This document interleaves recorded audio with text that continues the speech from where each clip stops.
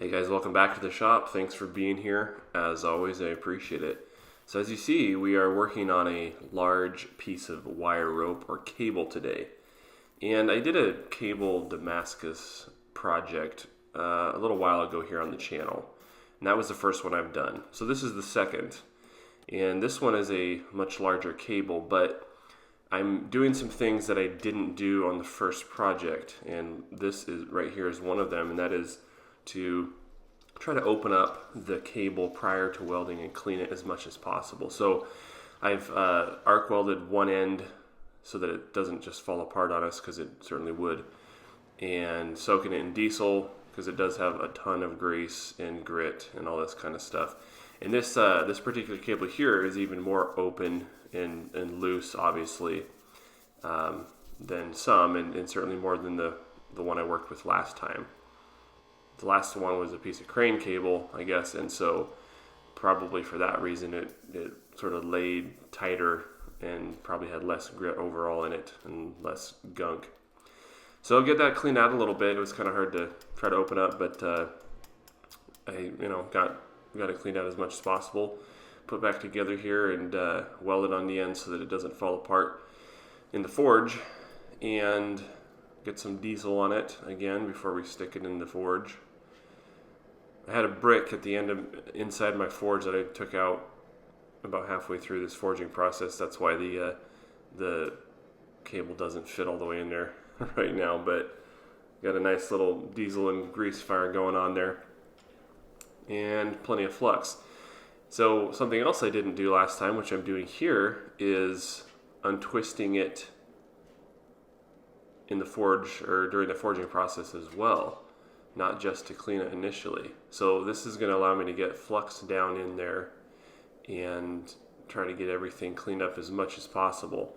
There's something else that I'm pretty sure this contributes to, and that is allowing a fairly consistent layer of decarburization over most of the surface area of those different strands of cable. And that's relevant to how our pattern is created in this cable Damascus. Anyway, large amounts of borax was used on this project, most definitely, as you can see there, well coated in there.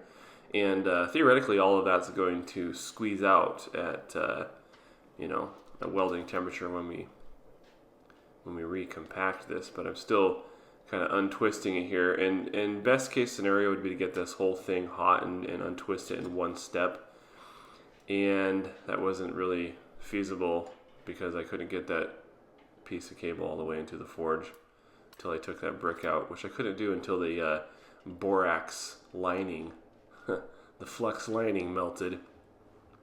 It's kind of a joke if you use your forge for forge welding a lot, and you eventually end up with a hefty layer of flux on the bottom, and pretty quick you wonder if there's anything else the forge is actually made out of. But anyway, getting this twisted back together here, and I did go out and purchase a inexpensive but serviceable pair of channel lock style pliers of a large dimension for this. I could also forge square end on each end and use my crescent wrench with the attached twisting handle, but this seemed like a simpler solution. So it got that twisted pretty tight, and it's about as far as I was able to get it. So on to the next process here. Clean off some of that crud on there, and we're gonna forge weld this thing together. Now, not only am I doing some different things with the prep that I didn't do last time, I'm also approaching this quite a bit differently for the finished project idea. So last time I basically forged out a piece of cable, tried to make as homogeneous a piece of steel as possible, and then made a blade from that, a little dagger blade if you watch that. And this time I want to keep the live edge, if you will, along the spine of the knife, so the natural wrap of the cable will still be there. And again, another learning experience here.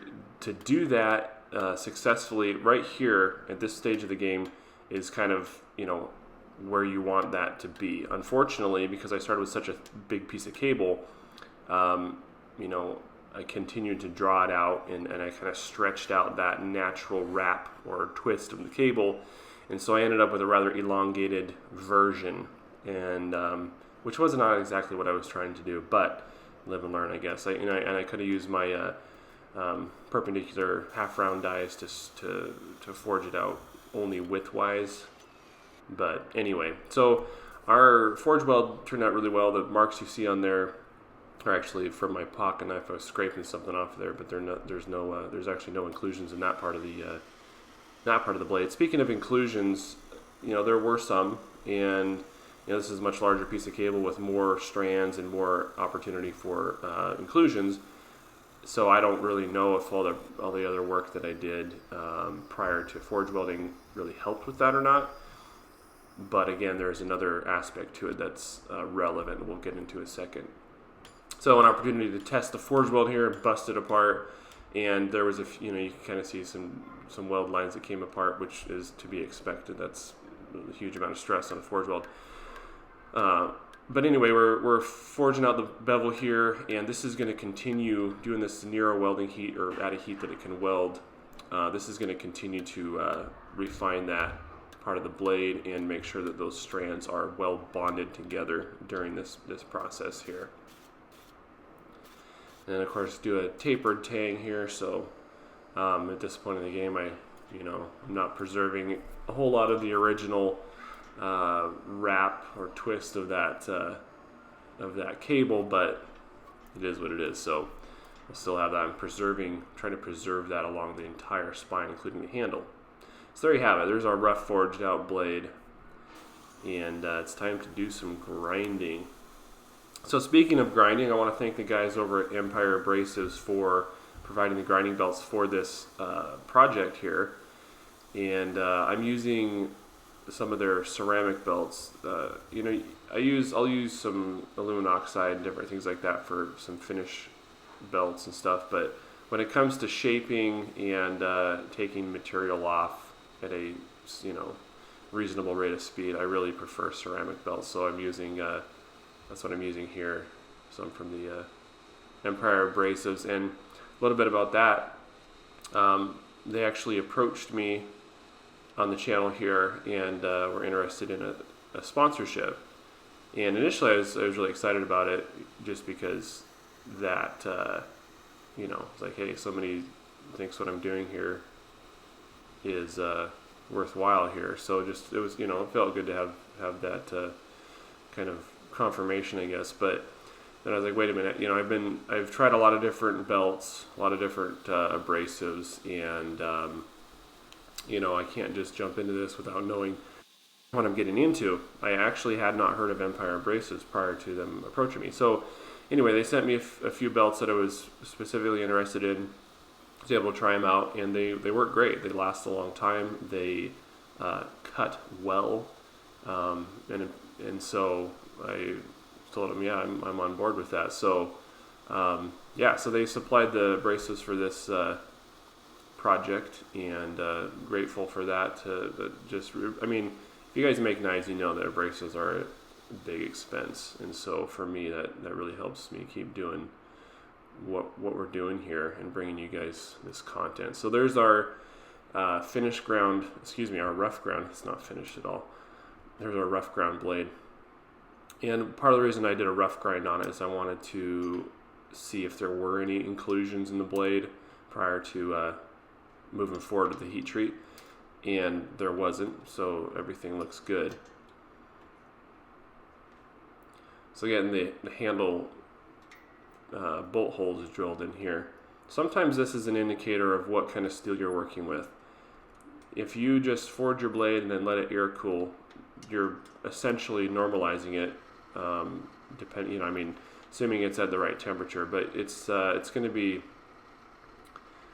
depending on the carbon content, it's going to be a mixture of pearlite and ferrite. And if you have additional alloying components, then the steel will create different microstructures that feel hard or harder, and therefore make it difficult to drill through from that stage. And so sometimes you can kind of get a glimpse of what you might be working with. So in this case, it didn't feel like there was any kind of alloying components, which I did not expect. I was able to drill through it without any additional softening, just a little squeak here and there. So, I mean, it definitely has some carbon in it. Get into the quench here. So the website that I purchased this cable from indicated that you should treat it like 1084, which I did not treat it like 1084 past this point in the game here. I tempered it out at 350 degrees. So my goal was to start at a lower, what I thought was a lower tempering temperature, and then move up if necessary. And I didn't end up moving up at all, but I think I got it pretty close. It was reasonable for this steel. So I had a little kick to the blade here, as you might expect with all this twisty stuff going on, coming out of the quench. A little too much to grind out, but I was able to just heat that up and move it over, so not a big deal. So part of the problem here is that even if this steel is comparable to 1084 in carbon content at least, when you are exposing all of the internals of that future bar of steel and creating decarburization, you're invariably lowering the overall carbon content of the steel. And so then once you get a little bit of diffusion, you're going to lose some of that original carbon content from the interior of those strands. And so basically what I'm saying is the end result is, no matter how you slice it, that bar of steel or that knife is going to have less carbon in it than when you started. How much less? Really hard to tell. But it's just something to take into consideration. When you just put a mono steel bar in the forge, you're going to lose carbon content from the outside layer. I ground it down, finished it out, used a 120 grit belt on the last grinding process. And those, other thing I'll say is that these belts from Empire Abrasives have a super heavy backing, which is really nice when you're trying to do, clean grinds on your, your flat grind or what have you. It's nice to have that stability. So got it ground down. I did grind a bevel on it, initial bevel on it, and ground it down. And put an edge on it. So I'm trying to do a brass rod test here, and I should have had this brass rod sort of attached to a solid surface directly beneath where I'm trying to use it. That's probably part of my problem here. But you can kind of see in the camera here that the edge is flexing, and it was flexing. I just couldn't seem to get it to I didn't have the right angle to really catch the light. But it does flex and return to straight, and it did not chip. Anyways, this is not the right setup for a brass rod test, but I more or less got to see what I wanted to see. And then, of course, go to whittling some brass and continue on with, now we're getting down into the weeds here, chopping brass rod, 1/4 inch brass rod with our blade, which it did. And it left a little bit of glinting, so kind of squashed the edge a little bit. Nothing too bad. And then I decided to get a little carried away. So that's the thing here, is that with this steel, that's not horrible, but it's not as good as it could be. So then I wanted to see what would happen if I continued on with it. And I kind of was doing this at an angle and twisting it a little bit, and there we go. So I'm starting to tear this edge up here. Chopping brass rod is not what pretty much any knife is for, and so this test does tell us a couple things. First of all, grinding down to 10,000ths prior to putting the primary edge on probably does not give you an edge profile that you should be chopping brass with. And I was also kind of doing it at an angle, kind of twisting or torquing things around a little bit, so that definitely contributed to the failure. But it didn't chip, it didn't snap, the forge welds didn't come apart. It just kind of tore a little bit and bent, under that pressure. But that kind of goes back to what I was saying about the different carbon content throughout this piece of steel that provides us with our pattern. It's got some limitations. I mean, at the end of the day, am I going to try to figure out how to get cable Damascus to perform like a good forged 1095 or 80 CRV2 or something like that? No, I'm not, because that's, that would not be worth my time, and I don't think you could anyway. So that's not the purpose of this project here. So I got it in the etch here. All that to say is that this knife will hold an edge reasonably well and be a cool knife. So I put it in the etch, and I'm using the etchant solution that I typically do for my pattern welded steel, my high carbon and nickel steel knives. And it just wasn't doing anything. And this is the problem that I ran into last time with cable. I had it in and out of the etch like 4 or 5 times, I think, and finally got a reasonably decent pattern. This time, I had a hunch that we needed to have a stronger acid concentration. And so I did. I put in I added some more ferric chloride, as you can see there, and that made all the difference in the world. It just popped right out. And you'll get to see the pattern here at the end of the video. But the reason for that is when you're etching your standard pattern welded steel that has your 15N20 or some kind of nickel content steel in it, you don't want a heavy acid content. You want a light, really quite diluted. And the reason for that is if you have a concentrated acid, it'll etch both steels. It'll still etch the nickel steel, not quite as much, but it will still etch the nickel steel. And so you're going to end up just etching both steels in your blade, and it will not provide you with the desired effect at all, and it'll just mess it up. So you want a pretty diluted, and I'm not going to tell you the exact amounts. You can look that up because I don't really know. I just start with a nice light dilution of I don't know, probably 1 cup of ferric chloride out of that bottle to almost a full half gallon of water, and add the acid to water. But anyway, what we're dealing with here on this cable Damascus is not the same thing. And so basically what we have to create the difference in pattern is higher and lower carbon content concentrations, particularly along the weld lines, where we have caused or created decarburized layers around those cables. And so anyway, we're not dealing with typical pattern welded, and I finally figured out, as most people probably already know, but you have to use a stronger acid to affect the pattern, to bring out the pattern. So putting some elk antler on this thing, and as you can see, my plan and goal is to leave that spine, the natural cable spine, exposed, and it turned out pretty good, I think. Carving down the elk antler a little bit to follow those lines slightly and getting this shaped up here.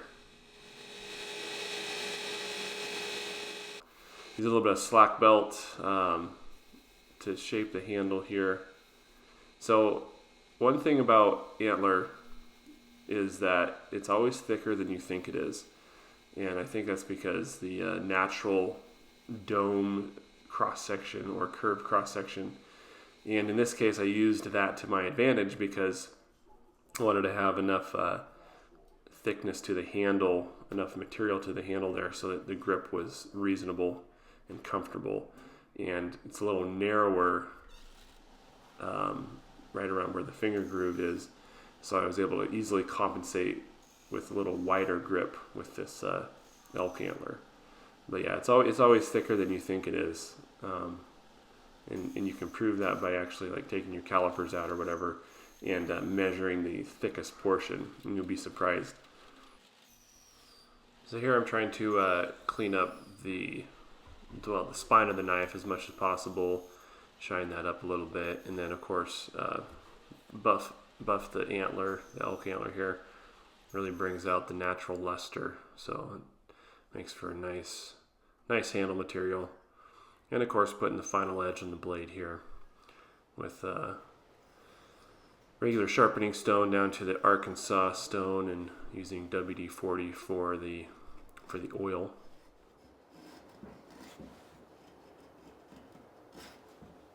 So carving on a little piece of silver leaf maple here, and it does brilliantly. This will be a good little knife. It's going to work well. It's a really cool pattern. So overall, I'm pleased with the results. And at the end of the day, I'm not expecting top of the line performance from a piece of cable. There's a reason you would use something like cable Damascus, and a large part of that is because it's cool and it looks cool. Is it the best blade steel out there? No, it's not.